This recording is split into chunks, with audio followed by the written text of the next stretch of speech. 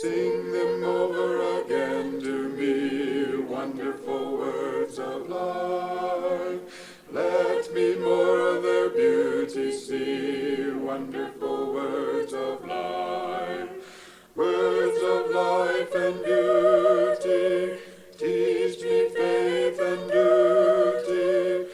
Beautiful words, wonderful words, wonderful words of life. Beautiful words, wonderful words, wonderful words of life. Greetings and welcome back to our series on God Knew. From the beginning, God knew the gospel of Christ in Genesis. This is our third lesson on this subject, and in this lesson we are going to deal with the topic of sin. From the very beginning, though, God knew that Jesus would die on the cross for the sins of mankind. The New Testament attests and witnesses to this fact that that Jesus died according to the express knowledge and the purpose and the foreknowledge of God. Acts chapter 2 and verse 23, Peter says as much. Jesus was foreordained from before the foundation of the world to be our sacrifice for sins. But to be a sacrifice for sin implies quite strongly that there is sin. There is something that needs dealt with. And this topic of sin is an important one to understand if you want to understand why did Christ have to die on the cross. It is one of the great themes of the Bible, sin. Not sin in a positive sense, not great. It's not a great theme in a positive sense, but this is a theme that runs throughout the entirety of the Bible from beginning to end. But in order for us to be saved, we have to be saved from something, and that something is sin and the consequences of sin. And so to understand the sacrifice of Christ, you have to understand what sin is. Sin, as it turns out, though, is not something that God introduces late in his book. Because it's such an important topic to understand, as soon as God has established in the book of Genesis himself as the authority figure by virtue of being the creator, the very first topic he deals with in that book is the topic of sin. And Genesis, the very beginning of the Bible, the foundation of all that is to come afterward, lays out for us very clearly the problem of sin. It introduces us to the concept of sin. It teaches us about what sin is. It teaches us where sin comes from. And it also explains the need for men to master sin in their life. That is, to resist sinful temptations in order to escape. Let's deal with each one of these. First of all, Genesis teaches us very clearly about what sin is.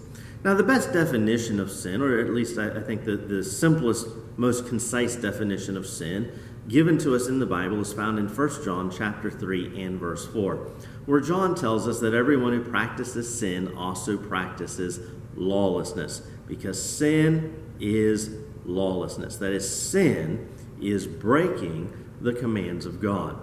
And so we go to Genesis chapter 3, and here we have Adam and Eve placed in the garden. And God has told them, you may eat of any tree in the garden that you wish, except for the tree of the knowledge of good and evil. And then the serpent comes along. The serpent who is identified for us in the New Testament as the devil. And the devil is taking the form of a serpent in one fashion or another. And as the serpent appears to Eve, he tempts her. He twists the words of God, and he denies the words of God. She says, God has said, we will surely die. And the serpent says, oh, you will not surely die.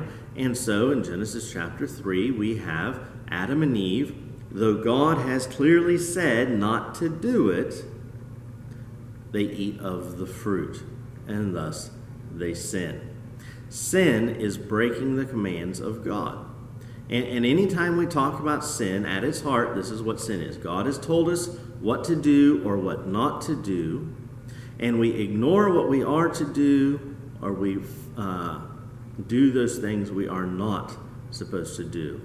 And sin, as such, is a direct attack against God and his character. And again, Genesis makes this clear to us, that when we sin, it is against God specifically that we have sinned. Notice Genesis chapter 13 and verse 13. Now the men of Sodom were wicked, great sinners against the Lord. They had behavior which was against what God wanted men to do, against what God had commanded men to do. And in that behavior, they were attacking the character and the person of God. They were sinning against the Lord. In Genesis chapter 20 and verse 6, here we have Abimelech, a Philistine king, but one who is concerned with doing the right thing. And he has been tempted to marry another man's wife, though it was in ignorance. And God speaks to him concerning this, and Abimelech protests his innocence, Genesis 20 and verse 4. And he points out it wasn't his fault, Genesis 20 and verse 5. And then God speaks to him in Genesis 20 and verse 6. God said to him in the dream, "Yes, I know that you have done this in the integrity of your heart, and it was I who kept you from sinning against me. Therefore, I did not let you touch her." And so, again, Genesis tells us what sin is. This very important thing to understand. Sin is breaking the command of God. And it lets us know that sin is a direct violation of God's personhood. It is a sin against him and against his authority. Genesis, though, also teaches us where sin comes from. And again, as we look in the New Testament, James explains in James chapter 1, verses 13 through 16 there, that sin and temptation, they don't come from God. God's pure. He's not able to sin. He's not able to be tempted to sin. He's not able to tempt us to sin. In him there's no shadow or variation of turning, as James says elsewhere. But rather, James points out, each man is enticed by his own desire. And that desire, that temptation, brings forth the sin, and sin, when it's full grown, brings forth death. But sin comes from a temptation within us. 1 John chapter 2 and verse 16 talks about the lust of the flesh, the things our body wants, the lust of the eyes, the things that our mind wants and craves, and the pride of life, those things that make us proud and appeal to our pride. These are the three broad categories of temptation to which all men are subject. But as we look in Genesis chapter 3 again, the very first accounting of men's sin, what do we see Eve doing? Well, she looks at the fruit. The serpent has tempted her, but Eve has a desire. She saw that the tree was good for food, that it was a delight to the eyes, and that the tree was to be desired to make one wise. And when she thought about these things, then she took the fruit and ate. And so here, in a very simple way, Genesis chapter 3 is not only telling us about sin, it's also teaching us where does sin come from. And notice we have the lust of the eyes. She saw that the fruit was good looking, it was desirable. We have the lust of the flesh, it would taste good, it was good for food. We have the pride of life, it would make her wise. And so sin appealed to all of these things. And notice how perfectly 1 John chapter 2 and verse 16 ties in there with Genesis chapter 3 and verse 6. And how the two verses just complement one another, even though written thousands of years apart. But sin came from that temptation, and when Eve gave into the temptation, then she sinned. Sin comes from a lack of self-control. In the very next chapter, we have the sin of Cain. He murders his brother, but before he murders his brother, he had offered a sacrifice not pleasing to God.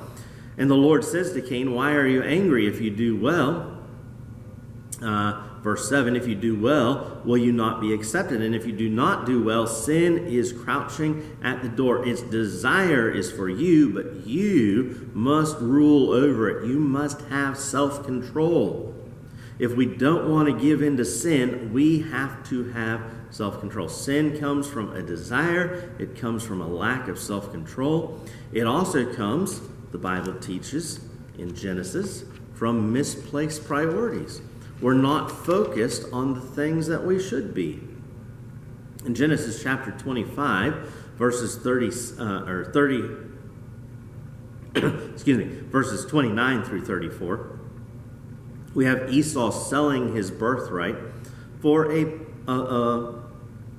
lentil stew. And Esau comes in. He's hungry. He's focused on his hunger. He's focused on the flesh. He smells the stew. It smells good. Now, his birthright's something precious. It's something that should be a priority to him. But it's not. He's more focused on the here and the now. And so he says, "I'm about to die. What use is a birthright to me?" Verse 32, and Jacob says, "Well, swear to me now." And he swore to him, and so he sold his birthright to Jacob. Then Jacob gave Esau bread and lentil stew, and he ate and drank, and rose, and he went his way. Thus Esau despised his birthright. Now, what do we learn from this? Well, we learn that Esau didn't have the right priorities. He despised the things he should have elevated, and he elevated the things that weren't really all that important. And so sin comes from misplaced priorities. All this is right at the beginning of the Bible, so that we can understand what sin is, how we should face sin, where sin comes from, how we should control it. And if we have our priorities right and we have self-control, then we can master sin. But understanding those basic principles is so very important to properly understanding the gospel of Christ. Because, and we'll talk more about this in our next lesson, sin brings consequences. It is necessary for us to master our sinful temptations in order to escape the consequences of those sins. Adam and Eve were told, "The day you eat of it, you'll surely die."